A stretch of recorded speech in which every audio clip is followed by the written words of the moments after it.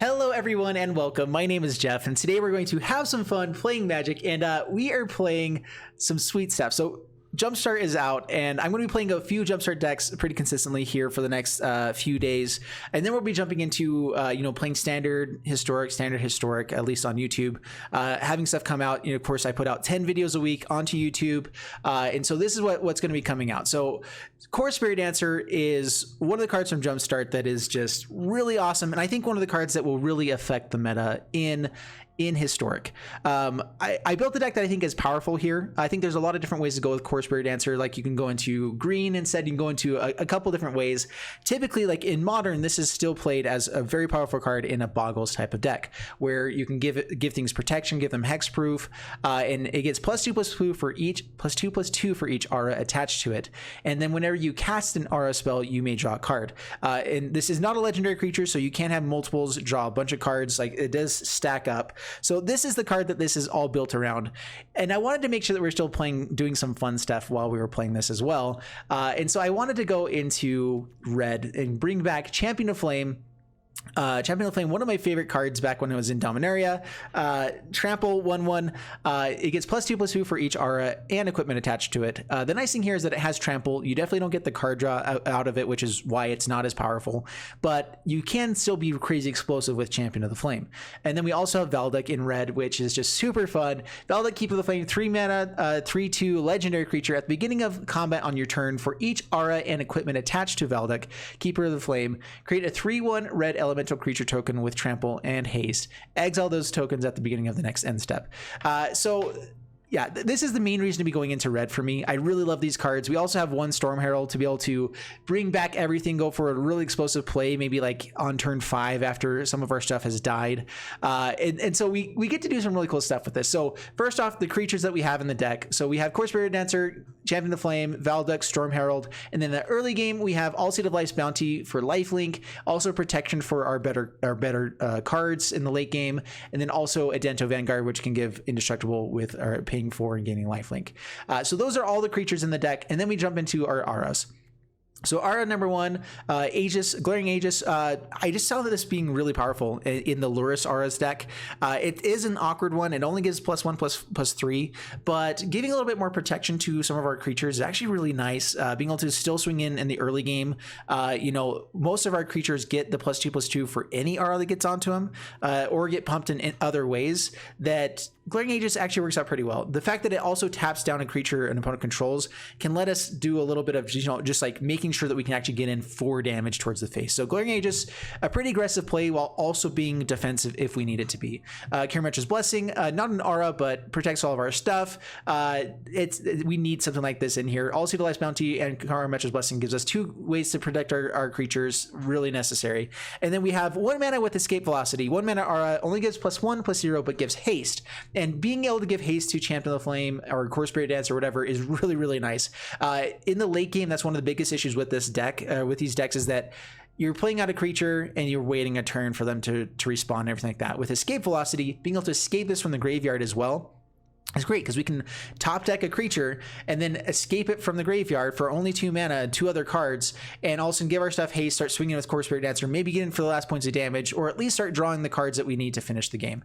And then we have, of course, All That Glitters, gets +1/+1 for all artifacts and enchantments you control, with All Seed of Life's Bounty as an enchantment, helps a little bit as well there. And then we've seen that card, it's amazing. Anyway, Tillinolli's Crown, this is a way to give trample to Core Spirit Dancer. That is one issue. We can't run into decks that are just going really, really wide. Tillinolli's Crown, 2 mana. When it enters the battlefield, it deals 1 damage to the enchanted creature. So if we put it onto like Adento Vanguard, we have to make sure that we pay life to give it indestructible in response. But or All Seed of Life's Bounty doesn't really work with. But everything else has at least 2 toughness. As it gets attached, they'll get pumped anyway. So Champion of the Flame will still be fine. And so it lets us have a little bit more trample onto our creatures for Core Spirit Dancer, for Valduk, for whatever, as we're going through. And then from Jumpstart as well, we got Vase of Divinity. 3 command cost enchant creature. It gets +2/+2 as long as another aura is attached to the enchanted creature. It gets first strike and lifelink. So I am putting a little bit heavy. I'm putting 4 copies in this, where it probably needs like 2 to 3 copies in the deck and probably a little bit more early game stuff. But I wanted to put a little bit more pressure, or put a bit more weight onto it being a jumpstart card, being new cards. And I do think this is really powerful. I think that we are going to consistently have multiple auras on one creature. That is kind of the goal. Put them all into one thing, protect it with our other stuff, get in for a bunch of damage, and being able to give lifelink and first strike means we can prolong the game, you know, get to the place where we can top deck another card, go with escape velocity, that kind of stuff. So anyway, I think overall this deck is powerful. The same issue always applies with decks like this. We have the chance of only drawing into auras or only drawing into creatures and never getting the actual like best stuff here. That's going to happen. We're going to probably mulligan aggressively here and there. We're going to try to just top deck good stuff as we go as well. But overall, powerful deck. We're going to go and jump into the gameplay, see how it does for us, and wish me luck. All right, up against Bunk Bun, and we do have a creature. We're going to go ahead and keep it. We have some protection as well. So yeah, we'll go ahead and try this one out. Adento Vanguard is pretty hard to deal with. Being able to have haste would be nice. But even just Glaring Aegis and Adento Vanguard is pretty good stuff as well. All right, so Sacred Foundry tapped, and there is the trample. That actually might be enough for us to just actually win here. All right, so Adento Vanguard first. Pass the turn. No exile. People are playing a lot of extinction events. That's probably our biggest thing we're worried about.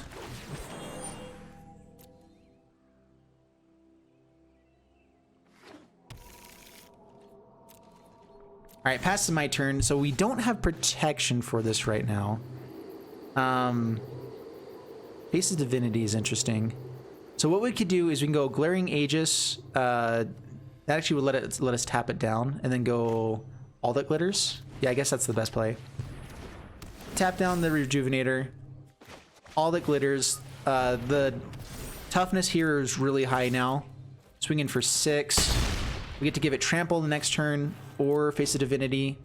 Unfortunately, not holding up the Karametra's Blessing, but Extinction Event gets us kind of no matter what. Maelstrom Pulse, not targeting this, right? Okay, all That Glitters. Fair, it's fair. Another Fill the Dead. Okay, they're a ways away from actually going off with that then. Pass to my turn. All right, let's go for Tillinolly's Crown. Escape Velocity. And then we'll hold up Karametra's Blessing. Swing in for 8. It does have Trample. So gets in for 7. That's fine.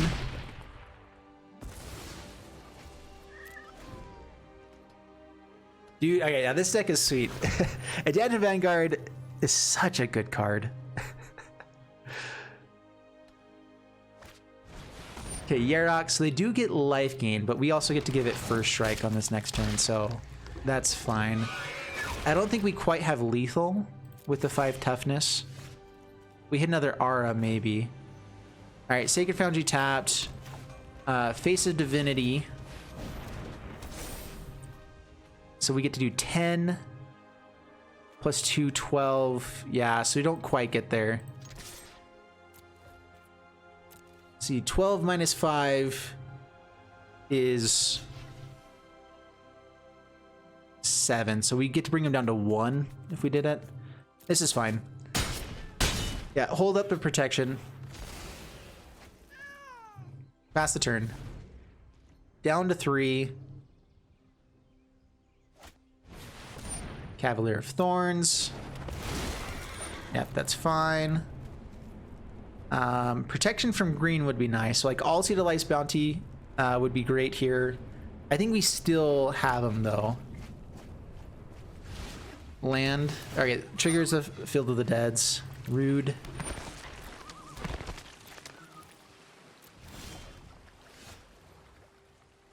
We also have the Castle Embereth pump. So we have 10 damage. They have 8 toughness, and then Karametra's Blessing gives the win. So yeah, with Castle Embereth, we actually had the win as well. All right, we have Course Buried Dancer. We have 2 tapped lands. We only have so many tapped lands in our deck, and those are 2 of them. 2 of the 6. I guess we keep it though. I mean, if one of these guys survives, it's amazing. Clifftop Retreat, pass the turn. Well, hello there. There is something we said about playing Castle Ardenvale first.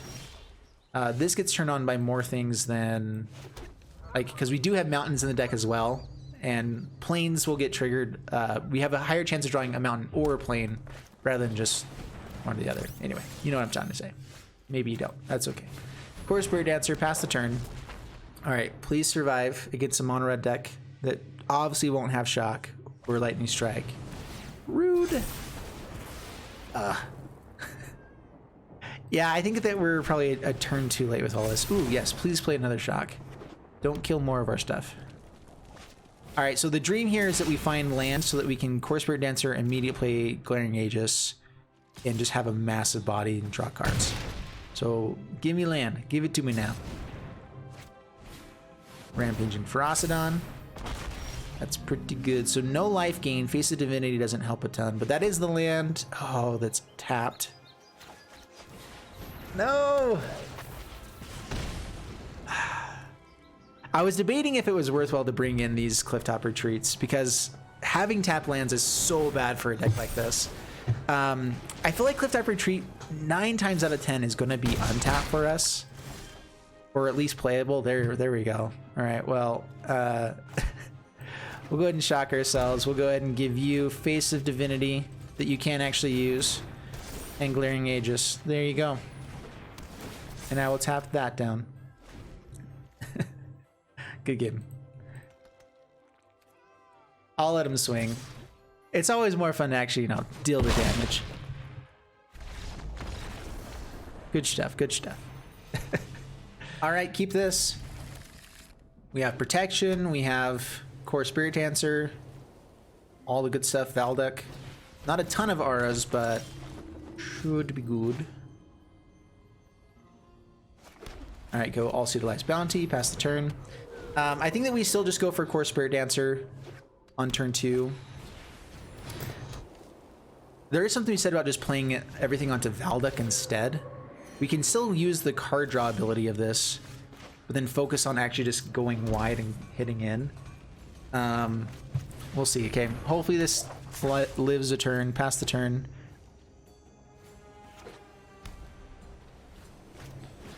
Glorious Anthem. Swings in, gains some life. No blocks. We get to bring their life total down a little bit here, though. All right, so pay 2. We go for...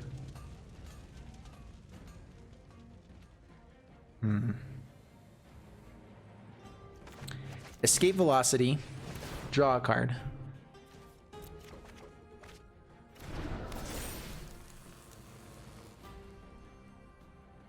I do need to bring their life total down a little bit here. So I'm going to go without protection. Hold back all Utilized Bounty to protect our life a little bit, because they are going a little bit aggressive here. And then swing in for 8. All right. Getting pretty far away from the 7 extra life there. All right, Johnny's Primate gets bigger. This gives him indestructible and hexproof, right? All right. No blocks. Take a bunch and a half. All right, we need to find Face of Divinity here.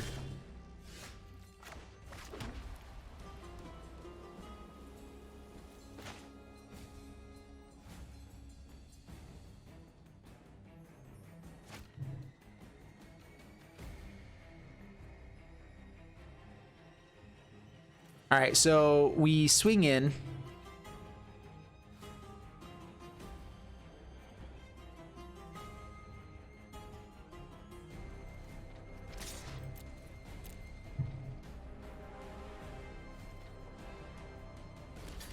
All right, so they are blocking. Sweet. Carry Match's Blessing. They give it indestructible as well.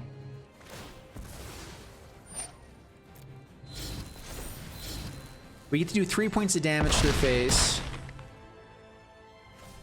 And then we bring out Andante Vanguard or Valdek. Andante Vanguard can chump block for us and still stick around, taking 4 extra points of damage, but we might just be chump blocking in general. And this will maybe stop Speaker of Heavens from swinging in. We have another one so we can block and trade. Damage Paladin.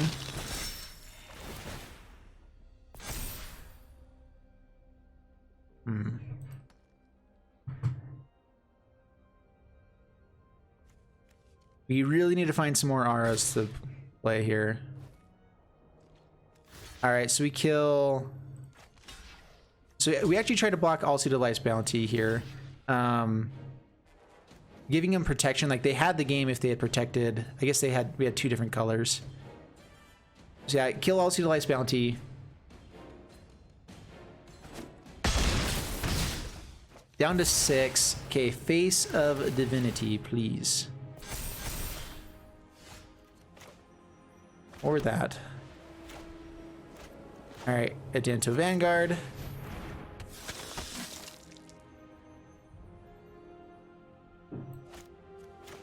Chapter Flame, another chump blocker. We should be able to survive this. I'm going to go ahead and swing in. We need to keep them away from the Speaker of Heavens. Like, if they had played a creature and gained enough life somehow, this helps. Daxos.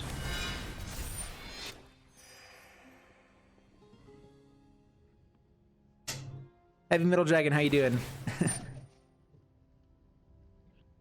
Yes, please. Ooh. Why, thank you. Getting a smoothie is like one of the best surprises you can ever have, or a milkshake.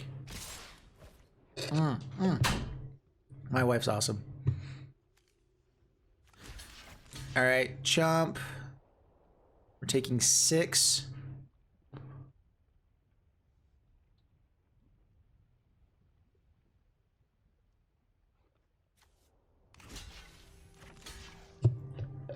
We have another chump blocker we can take to this turn. I'm trying to see any way that we can keep ourselves around for another turn. I can block here and pay for life to keep us alive, but I don't think that that helps us really. This gives us 1 additional turn potentially.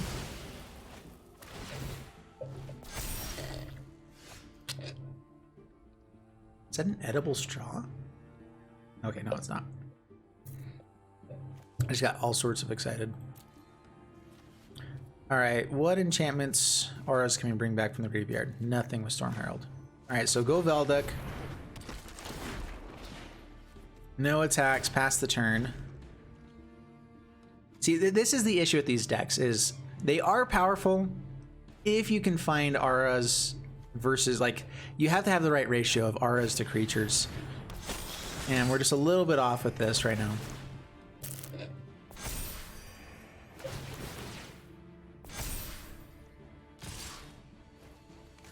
Alright, so block here, we take 5. And good game. Oh man. Fling could be good. Alright, up against Elspeth Elsa. Ooh. I mean, Alcide Life's Bounty with all that glitters, that's a lot of life gain. And then potentially get to protecting it. Should be pretty good. So we're gonna go ahead and keep it.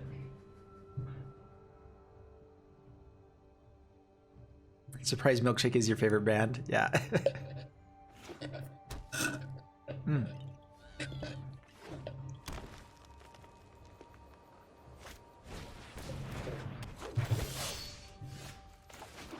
Alright, Alcide Life's Bounty, pass the turn, up against Mono Green.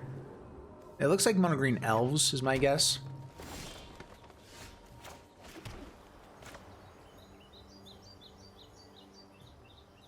Yeah, I think life gain is definitely the way to go. Start swinging. Next turn we're hoping for land so we can all the glitters again. Okay, down to 21. All right, there we go. All the glitters again. Hold up Karametra's Blessing. Or do we just swing in aggressively? We do want to get their life total down. We don't have anything to give us vigilance. But I think elves go a little bit crazier if they... Yeah, so if elves... If we gave them too many turns, they definitely would win there. And that's what I love about this deck. This deck is crazy explosive, but there is the issue of inconsistent draws. And that's just going to happen, though. All right, keep this. We have a creature, we have auras, and we have protection. Life is grand. We have a better creature. Life is even more grand. I mean, this is the biggest payoff. We are going to play it out. If it gets shocked, we have Champion Flame into Escape Velocity. All right, Chump Block. Valduk. All right, Escape Velocity. Always take action. Escape Velocity. And Face of Divinity, sweet. All right, so we're hoping for land next turn. But yeah, the life gain means that we should be able to close out this game pretty effectively. So land so we can hold up Karametra's Blessing. That's the dream.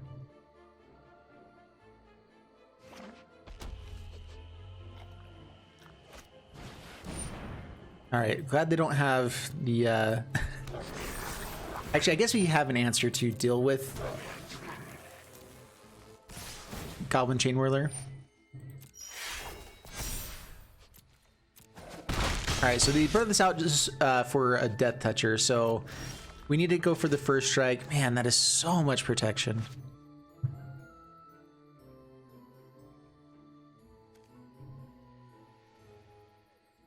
What can kill it after this point? They mostly deal damage. I don't think they're going to have any kind of removal spell, but it is possible.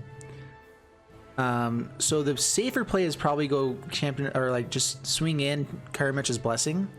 But they are going to get through with life gain at some point. So, I mean, I guess we just go for it. Try to draw a card. Hopefully hit a land. There we go. Life is perfect. All right, now we gain 10. They can just chump block, though. We don't have trample yet. Or they just take it. Pass the turn.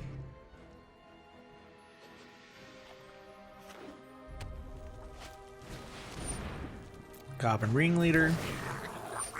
Yeah, they're still potentially going to win the grindy value here. Chain Whirler with Call of Death Dweller is annoying.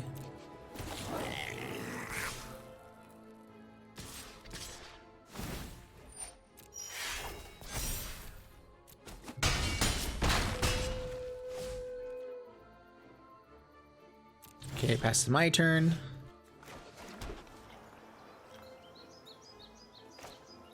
Let's go ahead and play Valduk out.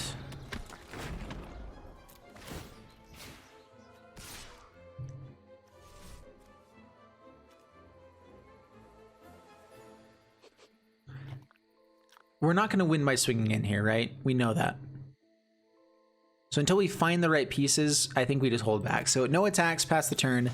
If anything, having this die and being able to bring back... So yeah, Goblin Chain Whirler comes out. They're getting this out so they can go for the Call of the Death Dweller.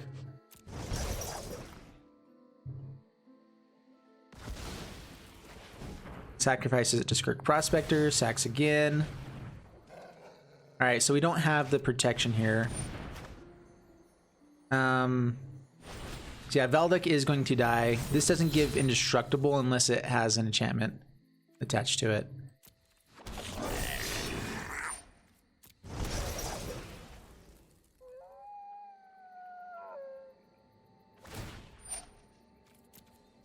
Dude, that combo is so annoying. So good. Has to swing in, so swings with everything.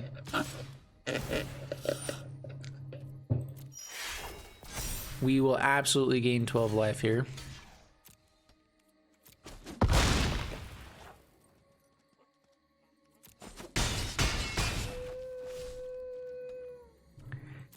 All right, AURAS. That's a good aura. Draw a card. Give me trample.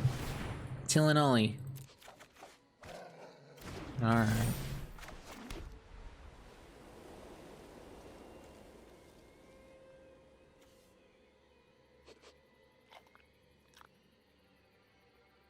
I guess I shouldn't have hit the Legion War Boss. They would have been forced to attack in every turn. So it would have been pretty nice. Also Utilized Bounty would be nice. We lose the escape velocities, but be able to swing in, swing through them. Yeah, I guess we hold on to Champion of Flame, pass the turn. Because if this does die somehow, we have Champion of Flame into escape velocity. Like, I wonder if we probably should have just let that die. It would have died to the... actually, we had the Karametra's Blessing. That's an interesting choice. So if they swing in, so we could have it die to the Goblin Chain Whirler at first strike damage. So let's see if they swing in with it. They do not. And we should be able to draw cards at some point if we don't keep hitting lands. We're only running 20 lands on this deck. We should not be drawing 7 in the top 15 cards. All right. So yeah, interesting options. We can swing in, gain 16 life, and have it die to Goblin Chain Whirler. And then on the next turn, we hope that we survive, basically. We hope they don't have any other first strike stuff. We can Champion the Flame, bring back the escape velocities. We'd only be able to bring back 1. Yeah, I guess we just pass the turn. Try to draw for another turn or two. Another Goblin Ringleader. Yeah, they're just so much value here.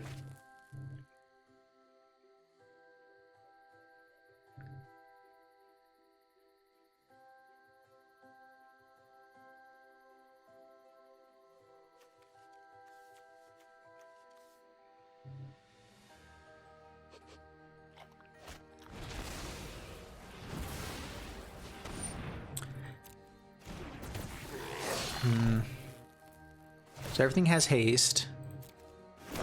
Krenko comes off the top. Oh man, yeah. Sacks him, replays Krenko. Krenko has haste. He gets to play him again. They go crazy wide here. Yeah, I mean, they're doing all the things they need to do. Goblins are so busted in this format right now. 22 more goblins. Yeah, or 22 goblins in general. All right, plays out. Everything is +1/+1. They're gonna see if they can go wide enough. Chieftain off the top.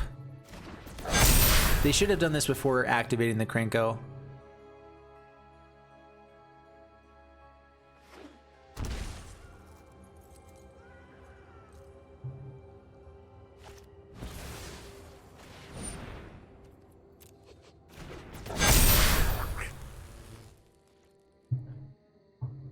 Okay. Swings in with everything. All right. Will we kill? Oh, it's tapped for other reasons, right? Menace there. So block here. They sack so that we can't actually get the life gain. Nice.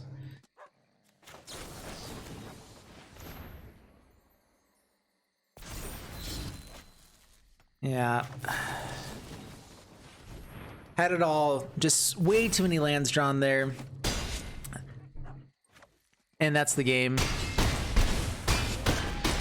Yeah, the thing is too is like we actually were able to draw 4 cards with this deck. You know, we drew with the AURAS, so we should have been able to find more AURAS in our deck, but sometimes you just don't get the lucks.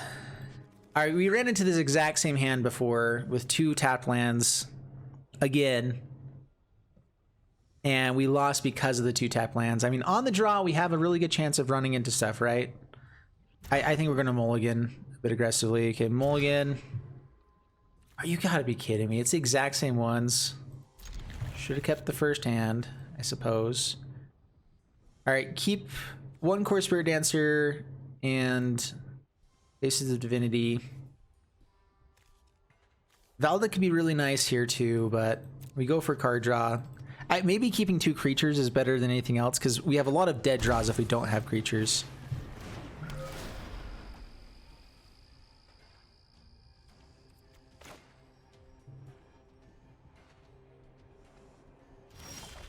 There we go.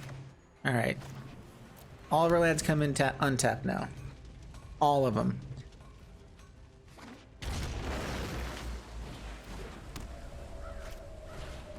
Emery.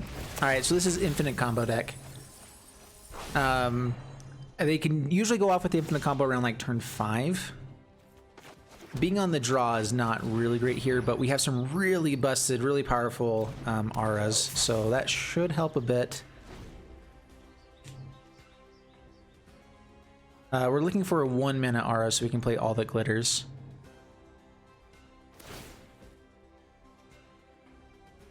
Okay. Stone Cold Serpent. X2. Yeah, that's totally fine. Not protected from this. Alright, so we're gonna go for... I think just Face of Divinity here.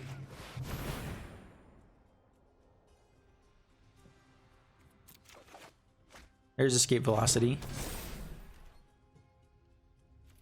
If they do have removal, now we get to Core Spirit Dancer, Escape Velocity. Hopefully do some other stuff here. Yeah, Chump Blocks. They can bring it back every turn to Chump Block, so we need to find some sort of way to give Trample or go wide.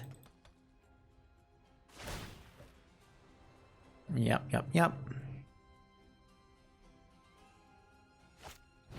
X3. They missed the land drop here. Sweet. Alright, so Core Spirit Dancer, number 2. Escape Velocity. Draw 2 cards. Give me untapped land, please and thank you. Or a land. Land, there it is. Alright. Now,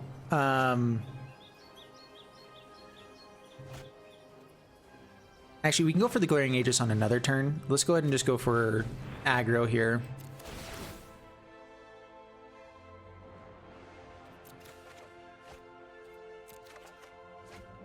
Karamech's Blessing, great for later. Swing in for 10. Get in for 4. They do have Tormod's Crypts, which means that we lose the Escape Velocity. Storm Herald is kind of dead. I mean, it is still just a 3/2 that we can play. Song of Creation. All right, yeah, infinite combo time.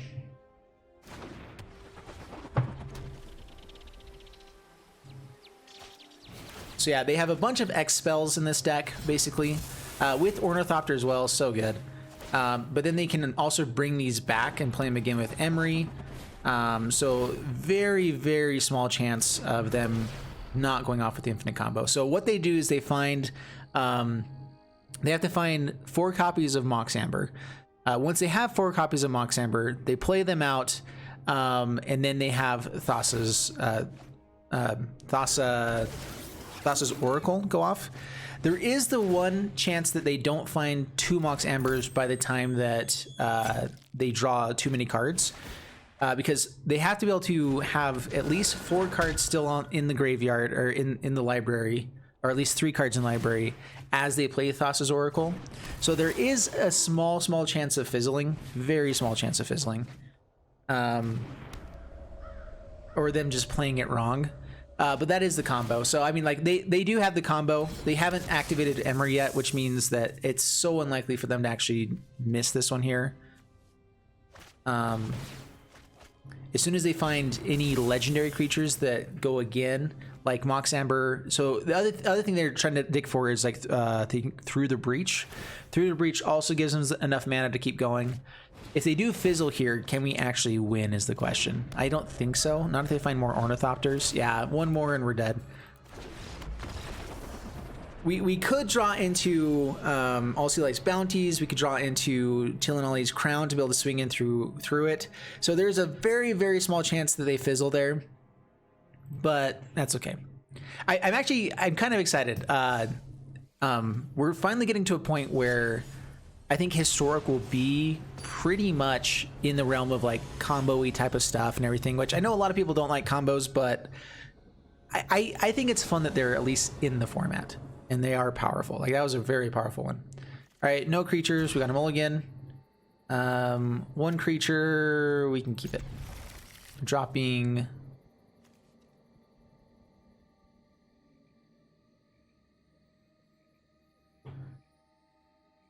I guess the Glaring Aegis.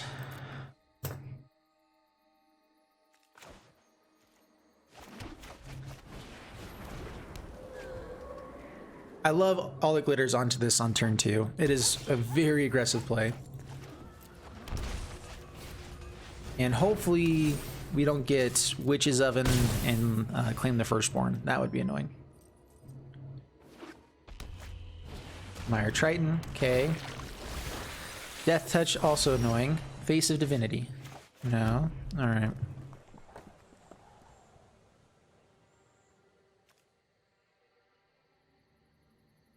I guess we pass the turn. Cannot deal with Mire Triton, unfortunately. So until we have another creature to play, we just take our beats.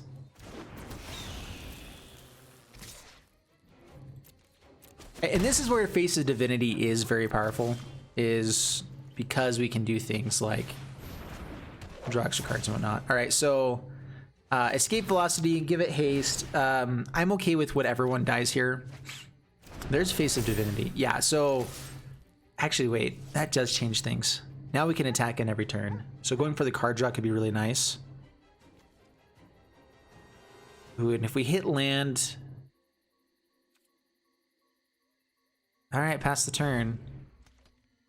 Try to keep it alive for one turn, and once we do...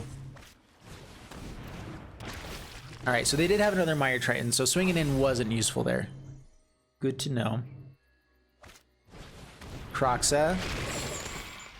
Drop the other escape velocity.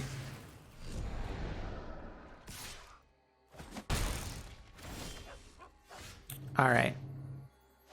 Valduk also pretty sweet. So first strike, lifelink, and trample on the next turn, swing in.